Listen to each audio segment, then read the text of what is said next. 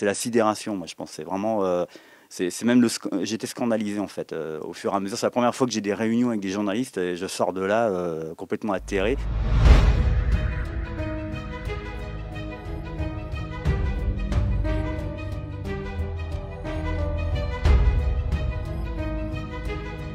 Et je pensais connaître l'histoire.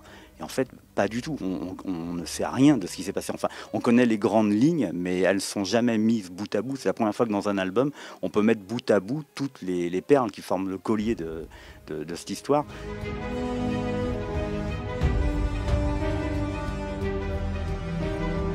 C'est une très bonne comparaison. D'ailleurs, le Parlement britannique, dans son enquête, a lui aussi établi que les preuves qui avaient été avancées par notamment les Français n'étaient pas fondées pour intervenir en Libye. Et Bernard-Henri Lévy lui-même a reconnu devant l'un de nos co-auteurs, en l'occurrence Fabrice Arfi, qui était allé l'interviewer chez lui, que ce qu'il disait à l'époque, à savoir que Kadhafi bombardait son propre peuple, n'était pas avéré. Et a posteriori, on a pu s'apercevoir que c'était faux, donc même lui le reconnaît. Et même quand ça peut paraître vertigineux, bah, c'est comme ça, voilà. Et à un moment donné, Alain Juppé est allé devant l'ONU justifier une guerre que lui-même refusait 10 jours auparavant.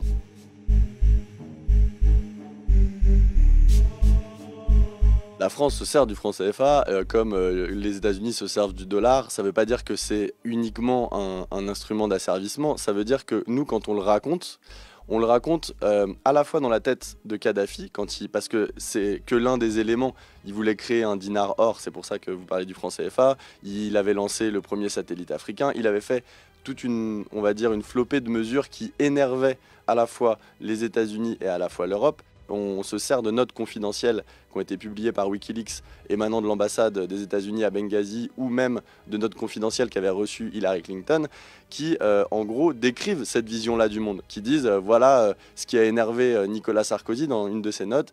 L'enjeu du franc CFA a été important et le fait de vouloir remplacer cette monnaie pour Nicolas Sarkozy était inacceptable.